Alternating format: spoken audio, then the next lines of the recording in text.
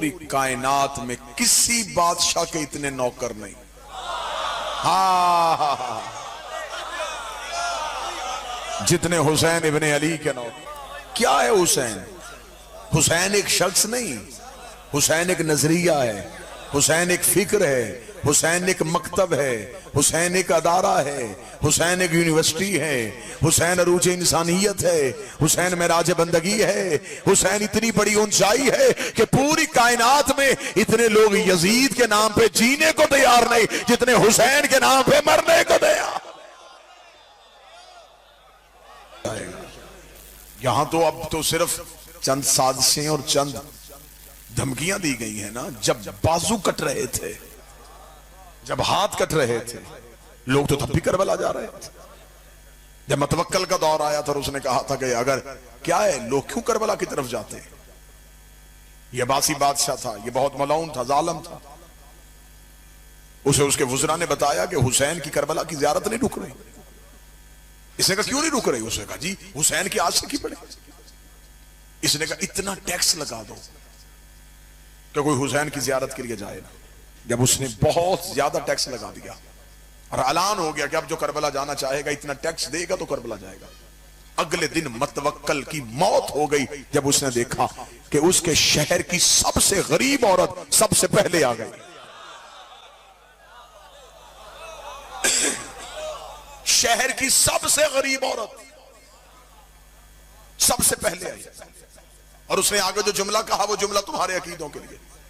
उसने मतवक्कल के दरबार में आके कहा मैंने सुना है कि ज़ियारत सस्ती हो गई है।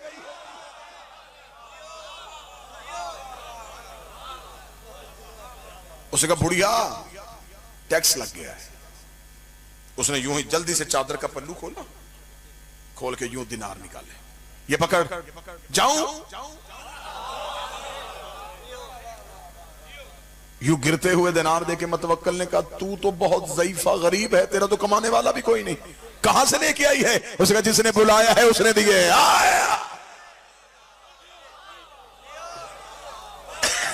रात कह के सोई थी हुसैन तेरी ज़ियारत के लिए आना है। ख्वाब में आके उसने कहा चादर उठा।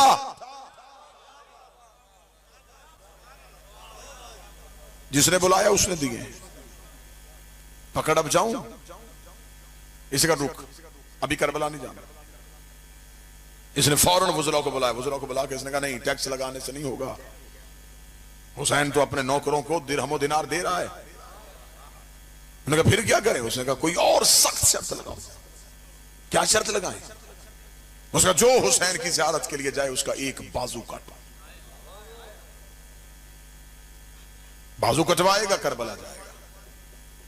अगले दिन जब साइलों के दरबार में आने का वक्त हुआ, क्या मतवक्कल साइलों को सुनेगा तो वही बुढ़िया हाथ सर पे रख के मतवक्कल के दरबार में।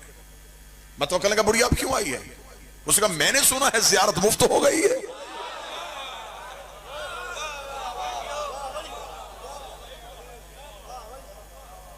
बाजू कटवा रहा है ना, कटवाने आए। उसने कहा मैंने काटना है, तूने सर पे क्यों रखना है? ओ क्या कहने अली। बुढ़िया देख दी अब ये मेरा नहीं हुसैन का हो गया। जो चीज हुसैन की हो जाए वो सर पे रखी जाती है। अब ये बाजू मेरा नहीं है, ये हुसैन का है, जल्दी काट, करबला जाने दे।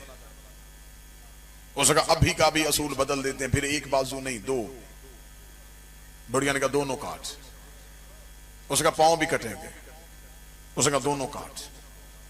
मतवक्कल ने कहा मैं इसी बुढ़िया को ऐसा इबरत का निशान बना दूंगा, फिर दुनिया कोई ज़ियारत के लिए जाने के लिए सोचेगा भी नहीं। ये बुढ़िया क्या समझती है कि मैं इसके इश्क के आगे हार जाऊंगा?